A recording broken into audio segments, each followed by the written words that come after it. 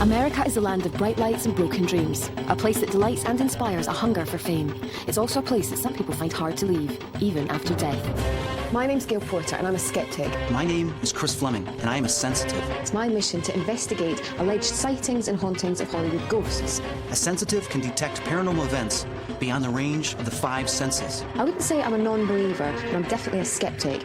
Together, our mission is to investigate the dead famous. Our search for the spirit of Elvis Presley was to be centred on his hometown of Memphis.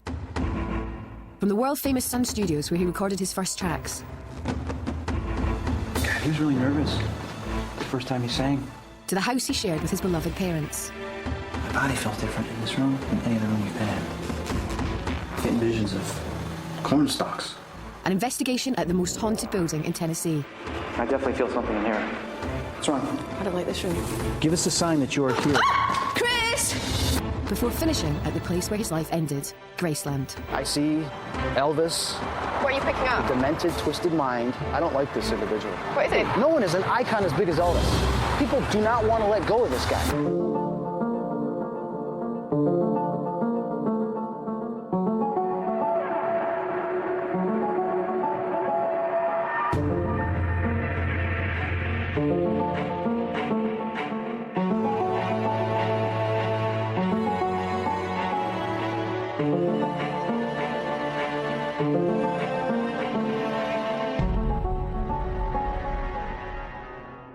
Elvis Presley was, quite simply, one of the most famous men ever born.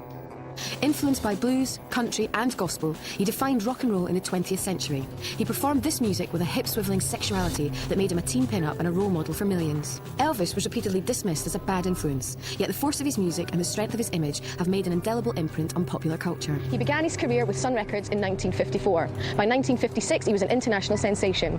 He has sold over 1 billion records and appeared in 33 movies. He is as famous in death as he was in life.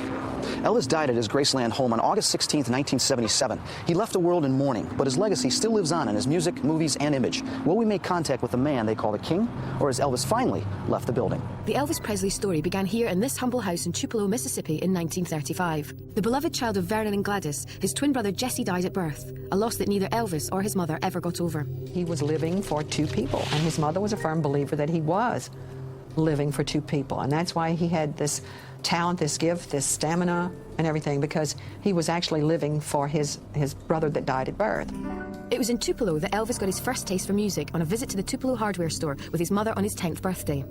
Elvis came in here in 1945 with his mother, and they were looking to buy a bicycle. He spotted a .22 rifle hanging on that wall behind me, and Elvis decided he wanted the rifle. Well, his mother Gladys says, no, you're not going to have the rifle. So this gentleman right here, his name is Forrest Bobo. Mr. Bobo thought of something to kind of calm Elvis down. So there was a guitar on display. So Mr. Bobo opened the showcase, he pulled the guitar out, handed it to Elvis. We like to think that we played a huge part in the musical career of Elvis Presley. But it was Memphis where I believed we had the best chance of connecting with the spirit of Elvis. The city is overflowing with Elvis associations. The famous Beale Street, where he spent much of his youth, the amusement park where he dated, the playhouse which he hired to watch movies in the dead of night, the Forest Hill Cemetery where his body was initially laid to rest, and most famously, Graceland. If Elvis was anywhere, surely he would be here. If there's a hereafter, and there are spirits and ghosts, and I personally believe there are, if he were going to come back, it would definitely be someplace in Memphis. Everybody knows something about Elvis Presley, but I wanted to find out more about the man behind the music. I sent Chris to speak with Bernard Lansky, the tailor who made some of Presley's most famous and flamboyant outfits, culminating in the suit he was buried in. When did you first meet Elvis? I met Elvis one day. He was walking down Beale Street looking in my window. I didn't know who he was. So one day I said, come on in, young man, can I show you around? So after I showed him around, I showed him my merchandise and everything, what we had in it. Boy, he said, this is fantastic. It's dynamite. He said, I don't have no money now. He said, when I get rich, I'll buy you out. I said, do me a favor, don't buy me. I'll just buy from me. So one day he came back and he said, Mr. Lansky. I said, well, Elvis, what do you need? He said, I've got a contract with Ed Sullivan, Tommy Dawson, Jimmy Dawson. I'm going to New York. I got to be there Saturday. I'm going to be on television. I said, that's fantastic. He said, but I need some clothes. Man wanted something sharp, dynamite. He wanted to be #1. He said, I got a problem. I said, what's your problem? He said, I don't have no money. But anyway, I went on and gave it to him. But he never forgot me. He always come back, he paid, he always bought merchandise from me. And when he first peeked in that window and he came in your store, what kind of man was he? Shy, real shy and bashful. You know, he broke that bashful look and things like that. Started to become a man. Are there any special memories you have of Elvis? He always come to the store, always want to see Mr. Lansky, Mr. Lansky. And I told him as he walked in one day, he said, Mr. Lansky. I said, Elvis, my father, Mr. Lansky. I'm Bernard. He said, thank you very much, Mr. Lansky. You were responsible for the first suit that you put on him, and then you were responsible for the last one when he died. How do you feel about that? Every day I remember Elvis, one of the greatest guys in the world. He made Memphis. He made Memphis what it is today. Elvis gone, but his memories are still good. Elvis attended Humes High School in Memphis from the 7th to the 12th grade. It was here that a shy, timid boy from Tupelo gradually fashioned his own image. It was an important period in the creation of an icon, and I hoped a reunion with some of Elvis's classmates would give me an insight into the man, not the myth. Once a month, a group of former Hume students meet up at Anna's steakhouse to trade stories of the great man they once knew. Did you ever imagine that the Elvis that you knew at school would be one of the biggest stars that the world's ever seen? No. Had no idea. His family was obviously a very big part of his life. How important were they? I think it was everything. He loved his mother beyond anything, you know, and of course being an old Southern boy, you know, that they love, them boys love them mamas, you know, and he really did. And do you remember how you felt the day that you found out Elvis had died? Well, I was working at the time and had a radio in a vehicle that I was driving, and they came on and said that he had died. And of course, you know, that's hard to believe. You don't want to believe people like that ever die, you know. People love Elvis, almost beyond love, you know. It's almost used to almost be a religion, I think. I wanted to start our investigation where Elvis had started his career, the world-famous Sun Studios, run by Sam Phillips. In 1954, Elvis decided on an unusual birthday present for his beloved mother. He recorded a track at Sun Studios, and the rest is history. We met up with the tour guide, David Brookings, to find out more. So what room is this, Dave? Hey, this is Marion Keisker's office. This is, she was kind of like Sam Phillips' secretary. So this would have been the first room that Elvis came into when he... First room you would have seen, And she said, hi, how are you? And he said, I'm Elvis. I want to make a record. So he recorded My Happiness. She was very impressed with it. She burned a copy to play for Sam. He really initially wasn't impressed with it, but Elvis was a very persistent guy. He kept hanging around. He'd come around, want to see the other sessions, hang out with the other guys. He was signed for a 2 or 3 year deal, but he only stayed here 17 months. He left Sun in the middle of November of '55, and the rest is history, big time. Can we go and take a little look in the studio? Yeah. Thanks. Is this pretty much how it was when Elvis was in here? All of the room is original. These are the same floor tiles Mr. Phillips put in 1950. Is there anything here that he used while he was doing his sessions? None of the guitars or drums are original, but the microphone is. How important do you think this place was to Elvis himself? The sky was not the limit for him. He was a truck driver. He was very poor. He was an average student in school. He wasn't going to go off and become a biochemist or anything, so he knew what he owed to Sun. Has any paranormal activity ever occurred in this place at all? Have you heard stories of anything? Weird stuff? I've seen all kinds of weird stuff. I don't know how much is paranormal. Well, like, some people are crazy, you know that. Right. You're crazy out in England, too. And we have, anyway, just people that'll say things like they saw the ghost of Elvis, whether it was here or at Sun or Graceland. They say they've seen things. I'll tell you what, I don't know if this is paranormal, but I've never walked in a room before and felt an aura. If there's a such thing as negative energy, this place doesn't have it. As night fell, I wondered if Chris would pick up any place memory inside, and if the spirit of the greatest rock and roller lived on within these walls. Have you been feeling anything at all, Chris? Yeah. Just put my hands here, just seeing if I could pick up anything. Because Dave was saying a lot about all the energy that's in here. Of course, it's got to be registered and stored in these walls. It definitely is. What do you mean it's stored in the walls? Anything that occurs can be recorded in an inanimate object. Not only that, attitude, emotions, personality can be absorbed. How can you tell who's left the energy? Well, that's the problem. I have to sift through it and try to figure out what's what. You know, who's who. Regarding Elvis, I mean, I get more Jerry Lee Lewis than I do Elvis. I just find it difficult because obviously I just have to take your word for it every time you just go, well, I've just put my hand there and there's Jerry Lee Lewis. And for someone like me, that's very difficult. What's your favorite fruit? Strawberries. Why? Because I like the taste of them. Why do you like the taste of them? Because that's what I like. Okay, but how do I know you really like strawberries? Because I just told you. Well, I just told you. I don't know that you like strawberries. You just told me you did. I know, but you believe you like strawberries. No, because I put them in my mouth and my taste buds tell me. Right. So, but my exactly. So your senses tell you. No, that's like taste. Strawberries better than something. Yeah, but you've got a sense that we don't have. That's what I'm trying to point. That's the thing. You do have the sense. You just well, then don't mine know doesn't how to work. use it. You don't know. That's not true. Because we've been to certain places, we've become very sensitive since you've had things happen to you in previous investigations. I'm just saying it's hard when you just put your hand on a you wall. You just haven't learned how to tone it yet, to tune it okay. yet, to really develop it I'll take your word for it. Now, to get back to this, I haven't felt anything else walking through here. I haven't felt any ghosts. any spirits that remain here, okay? But when we came in here, over here, the spot that Elvis stood at. All right, sorry. I'm laughing because I just got this flow of emotion, as if it's a fragment of what he was feeling when he was here. Yeah, he stood right over here. But he did tend to move back a little bit when he wasn't singing. I think he moved it slightly to the side, but he was kind of shy, and then he would move up and he would sing.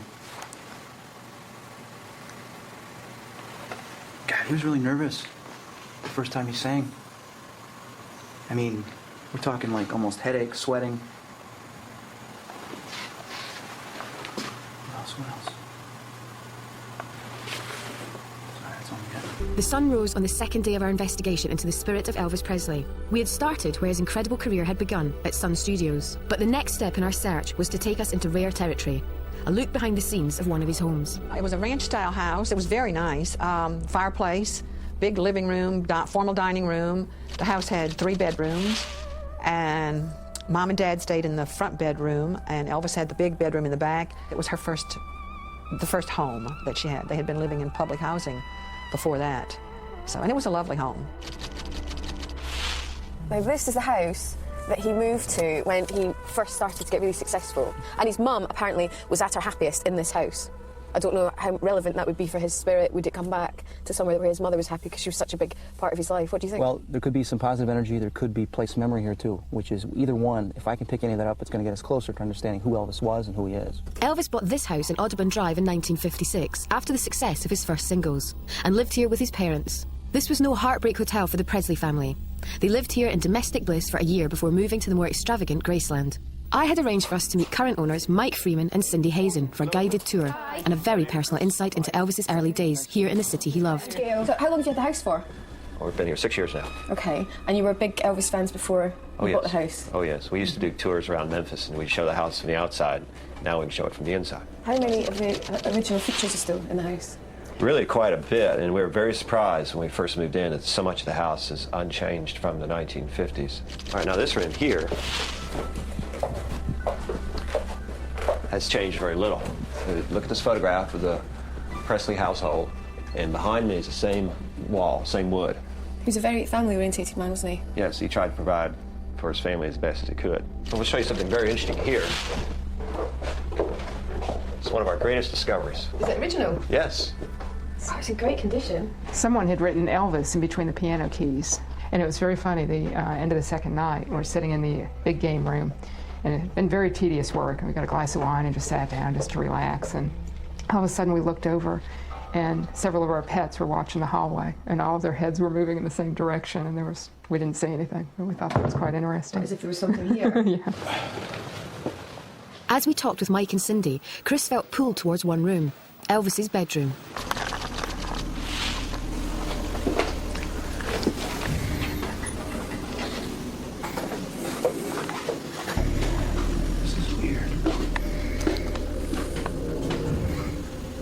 My body feels different in this room than any other room we've been in.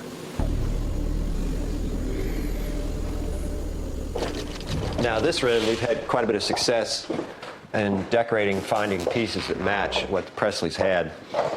For example, we found these ceramic pieces in another house in the city, and they're almost a match to what we see in the photographs. Probably one of the most interesting photographs we have is one everyone likes to shoot. There's Elvis in a Golden May suit, standing right by the fireplace. Interesting photograph of Gladys. She's not smiling. She worried a lot, kept a lot of stress, and secretly she drank. I'm absorbing whatever energy remains in this wall. My left hand's getting warm. What about Elvis? What about Elvis?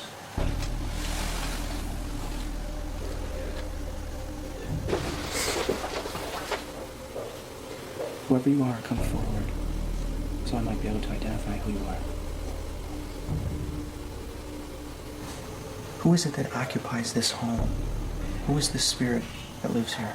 Are you male or female? We actually have an autograph that was signed by Elvis at the front gate. The young boy who took the photograph was taking it for his mother, and he said in the letter that he was surprised he took such a good picture. I mean, for one, he was very young. And secondly, he was getting soaking wet from the water sprinkler in the next-door neighbor's yard. That gives you an idea of what situation they had here towards the end of '56. There had really become too many people outside. And that explains why they moved to Graceland. Hang on, I'm getting emotional. Getting visions of corn stalks.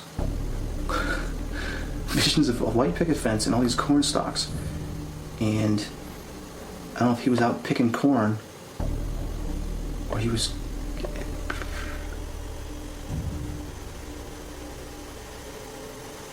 I want to believe yes.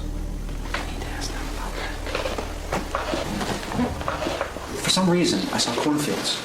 Okay, I saw cornfields and a white picket fence. And does that make any sense? Yes, come here. Let me show you. Right behind the swimming pool, that's the white picket fence, and that's Gladys's corn. Oh my God. Did I not pick that up? Cornfields and a white picket fence. And I said for Mom, right? Picking it for Mom. This photograph was taken by Alfred Wertheimer, and he's the one who told us that that was the corn.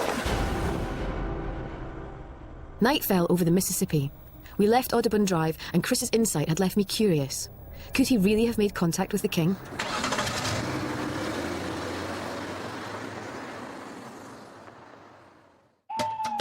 As the sun failed to warm up an uncharacteristically cold dawn in downtown Memphis, I still had a suspicious mind, so we set off to a place with a good connection to both Elvis and his mother, and allegedly the most haunted location in Tennessee.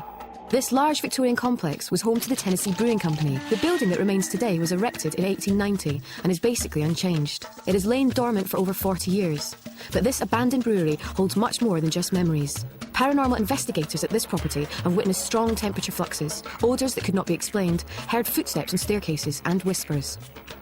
Even more vital for our investigation was the brewery's connection to the Presley family. The company once made Goldcrest beer, one of Elvis's mother's favourite potions. We met up with Monica Orr, the current owner of the derelict and ominous building. How long have you had this building for? Since 1999. Yeah? Mm-hmm. And what inspired you to buy it? Well, we wanted to save the building, keep it from being torn down because of its unique architecture and history. We've heard that this place is paranormally active. Have you heard of any stories? I've heard of lots of stories concerning this building. For one, the Memphis Paranormal Society comes here very often and studies the building. They have recorded noises, activity, and orbs. A friend of mine who's an independent filmmaker was making a movie, and there was a dog in this building that somehow got to the very top roof of the building, which is probably 8 stories, climbed up the stairs, was on the roof, and then later jumped off the building. Why would a dog jump off a building? So that was very bizarre. And then a friend of mine said he was in the parking lot across the street and he saw a figure in the window, a person, and he turned away, and when he did that, the windows started rattling, the window coverings, and so then he looked back and saw what he thought was a woman. So I asked him to come here today, but he was too scared to do so. Chris, have you picked up anything since we've been here? I felt definitely an evil spirit in here. Evil? Evil. Like, I don't want you here, okay? But I felt a female presence when I walked back down that corridor to where we were getting set up. I felt the female, so I felt a very malevolent force that was here. I felt some happy spirits in this room, and then I felt a female. So right now I've got about 3 things. So you think this place might be pretty active? Yeah. So far, Chris had alleged place memory at Sun Studios. God, he was really nervous the first time he sang. And had an uncanny vision at one of Presley's former homes. Getting visions of corn stalks. But for sheer atmosphere and promise of paranormal mischief, the Tennessee Brewery had given me hope that tonight my sceptical stance may be challenged. We had arranged for the Memphis Paranormal Society to meet us at the vast and desolate brewery, a place they had explored many times previously, to give us some advice. There's certain areas that you feel a positive energy, and there's others that you just absolutely don't feel like you want to be in that room at all. Someone touched my shoulder, whisper in my ear. Partial apparitions, full apparitions, lots of nice orb shots, lots of ecto. You can hear voices. It's mostly whispering. We've heard laughing before. We've heard a lot of tapping too. You always feel like somebody's watching you, and you get lots of orbs in every picture that you take. There's a lot of different feelings in here, but there are a lot of spirits down here. They were also lending us equipment to help in our investigation. Mike and Ginger, you've got a lot of equipment laid out here on the table. Can you tell me some of the stuff that you're going to be using tonight? You want to start? We will be using your standard flashlight. Okay. This is our video camera. And then we've got night vision here, That's right? a military issue, night vision scope. Oh, excellent. Those are fun to use in cemeteries. Yeah, we haven't seen that before. And this is one of our prized possessions. This is Supersonic ear. Supersonic ear. The sonic ear boosts your hearing with a powerful 50 decibels of sound gain and can pick up sounds from 300 feet away. It was a new piece of equipment for us to try, and one that I hoped would bring results. We get to hear EVP with this. So real time? Yes, real time. Real time. Real time. Oh, that's great. Where do you think we should start at? Upstairs. Upstairs. We've actually had communication in the room over, I guess, is that the third floor? Third floor. Third floor. What kind of communication? Knocking on windows. On command. Yeah. Armed with our equipment, we started our investigation by heading up the central staircase. Who or what was lurking amongst the shadows of the brewery? Could it be the man they called the King? You know, Elvis pretty much enjoyed any place in Memphis where there was a good time to be had. I would think he's probably somewhere around down here. I would definitely say he's somewhere down around here. I don't think there's a place in Memphis that doesn't have Elvis somewhere in it. And I think that the brewery would be a perfect place for him to come and visit.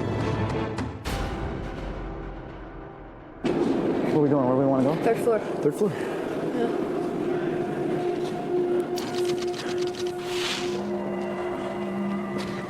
Ooh. Oh, some activity. Yeah, we got to go up here. Come on. Something's up here. Gail, I feel it. I know you're here. Please speak to us. My heart's racing. Give us a sign that you are here. Sorry. I said for them, not you. I didn't mean to do that. Is the spirit that's present here right now, are you Elvis Presley? What do you think you feel up here? I'm still trying to absorb more of it to get an Can you idea. figure out if it's a woman or a man? Not yet, no. What kind of energy is it? It's not place memory, okay? It's definitely a spirit that kind of wants to be just left alone. Let's just keep moving. The ghost hunters gave me this like supersonic ears, you know, where it amplifies all the sound around us. You know how I get EVPs with my tape player? What this does, I can hear it real time.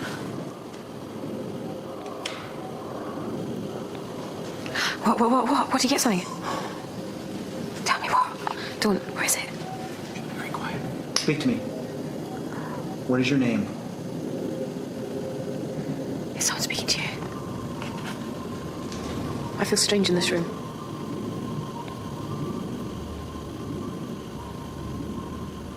Did you say here? No. I don't like this room. I heard here on this thing. Who is here? Speak to me now. What is your name? Speak to me so I can hear you and talk to you. What is that noise? What is it? No. Whatever it is, it's gone.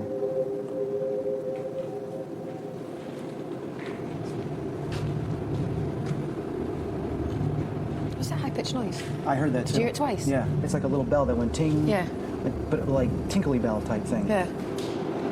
Are any of you spirits brave enough to come forward and speak to me? I'm not feeling anything.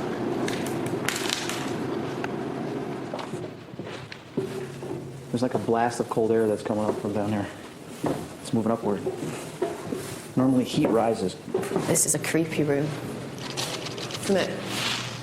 I definitely feel something in here. Is there anybody else in here with us that we can't see? Speak to us now.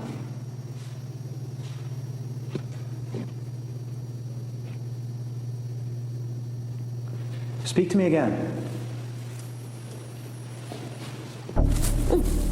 What's wrong? Something just fell on my face. Something fell on your face? Are you sure it was something that fell on your face or something didn't touch your face? I don't know. Maybe it's just dusty. Did you hear that?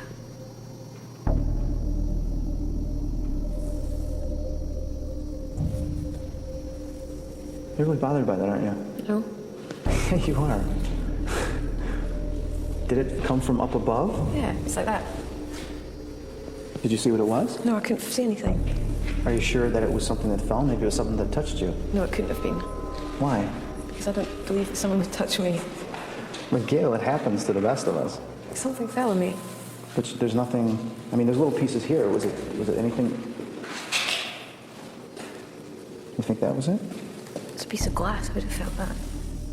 Careful, don't cut yourself. Did someone in this room touch Gail's face? What was that? I heard that. Although the camera didn't pick up this scraping sound, both Chris and myself definitely heard it. Tell you what I don't like. What? That corner over there. I don't like it. Why? I don't know, it makes me feel strange. What does it make you feel like? It makes me feel like I want to get out of the room. So you're obviously picking up something. Or I could just be tired. Well, which one is it? I don't know. Maybe you're getting sensitive. No. Yes. Chris was placing doubts in my mind, and this added to my sense of unease and nervousness. Wow. I got a really bright orb, Gail. How cool is this? How cool is this? It is in between the pipe scale and behind it slightly. Can't have a lens flare behind an object. So it was hiding. It's shy. With such a huge area to investigate, we decided to separate. I headed for a tunnel that led to the basement. Your voices. Is there anyone in this room?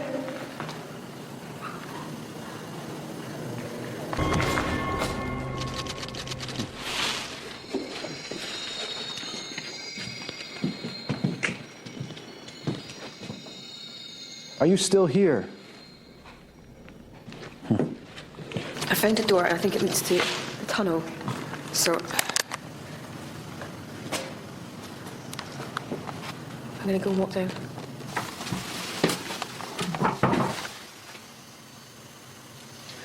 The door just shut. Oh no. Let's see if I can open this door. I don't know where I am in this building anymore. I'm completely lost.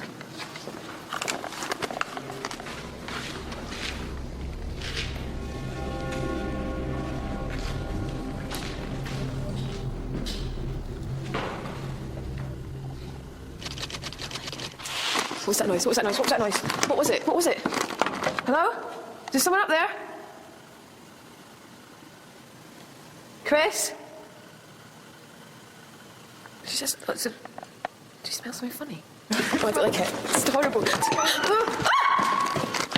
was that? Oh, there's somebody behind me. Chris! Chris! Yeah, Where are you now? I'm up here.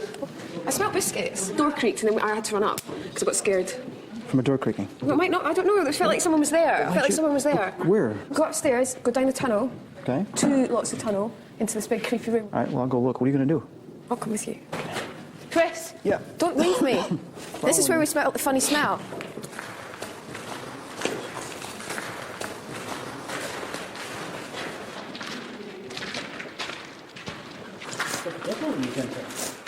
What's that? It's like the glass they used to make the bottles from. Is there anybody down here?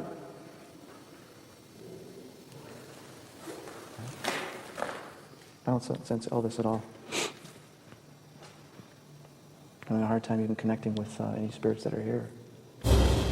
Although neither of us felt any strong connections, it seems that someone on the other side was trying to get our attention.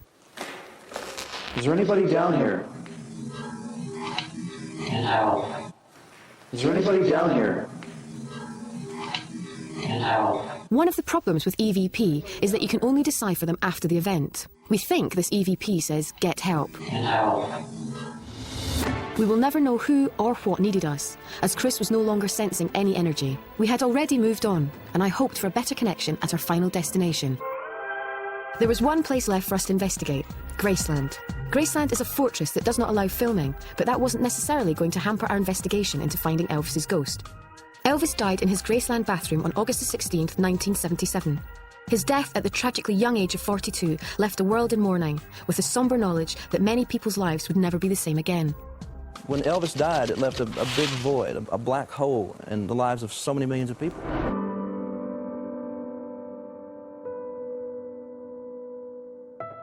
My husband called me and he said he was on his way home, and so I put some ice on my eyes because they were swollen from crying so hard. I didn't want him to see how bad it affected me. And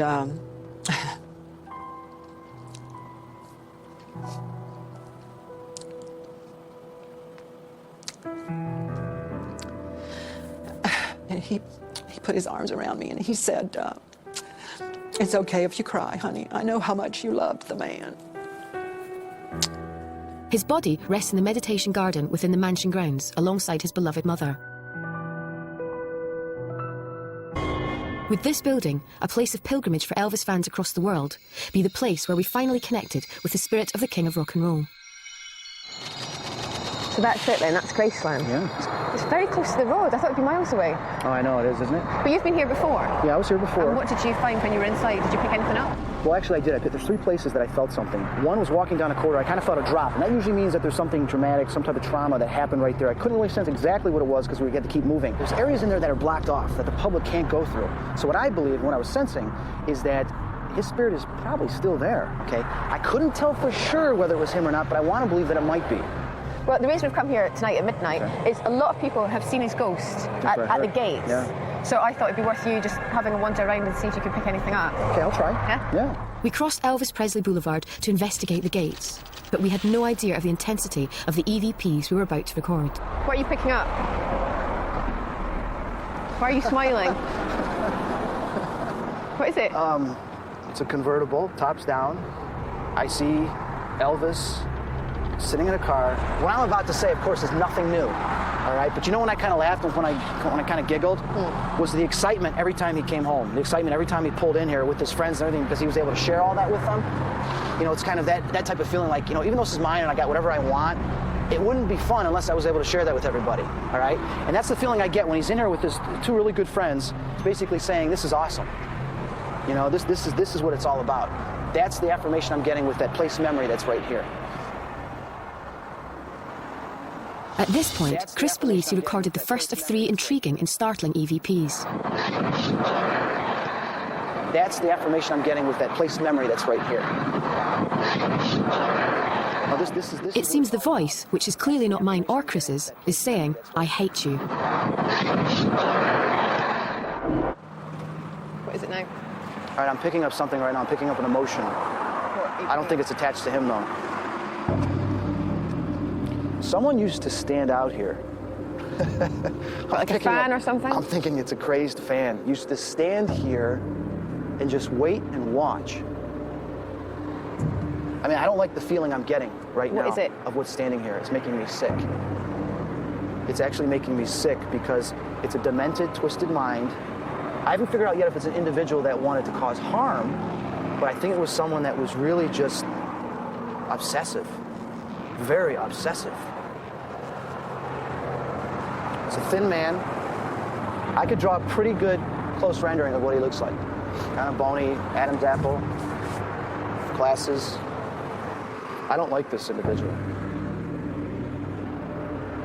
I gotta move away from there. Why? Because I don't think his thoughts were very pure. I can't place exactly why. Does that mean did he like kill people? Did he do this and that? I don't see that, but I see there's a possibility of that, a sense of schizophrenia, a sense of manic depression, but kind of hidden in that he never really released. This second EVP is particularly strange. Why? What Chris has recorded are words that contradict what his mouth is saying when synced to the picture. I gotta move away from here. Why? Because I don't... The word that breaks through is sniper. Away from here. Why? Because I don't... Chris, do you think Elvis is still here? You know, that's a really big question. I mean, from standing here, Gail, and trying to feel whether or not he's in there, I do feel a male spirit. You do? I feel male and female spirit. So there's more than one Oh, yeah, there's more than one. presence here? Definitely. You can pick up someone in the house from here? Well, here's the thing, all right? When you cross over, there's no such thing as time or space. Wherever you want to be, you're there. You can be in multiple places at the same time. I'm still attached to the physical realm. I still have to deal with time and space. They don't. So if I can make my mind believe that I'm no longer attached to that, I can try to reestablish that connection that we all have on the other side with our spirit, our true soul, our true self. The third and final EVP we recorded is the most disturbing. True self. back and try to reestablish that connection that we all have on the other side with our spirit, our true soul, our true self.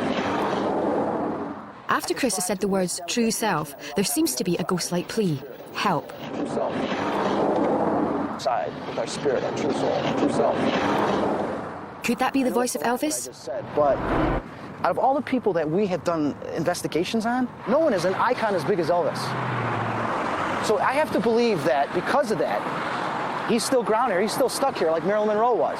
Everybody, Elvis lives. We drive by and we see billboards that say Elvis lives. Okay? People do not want to let go of this guy. So does that affect his spirit? Oh, yeah. All that energy holds him back. It keeps him here. He's like a fish stuck on a hook. He can't move on. So you believe that Elvis is still here then? Yes. Yes. As our investigation came to an end, I was disappointed that we had no direct contact from Elvis Presley. Yet you could definitely feel his presence here in Memphis. Whether this was down to the love from his fans or the force of his spirit is yet to be decided. The king is dead. Long live the king.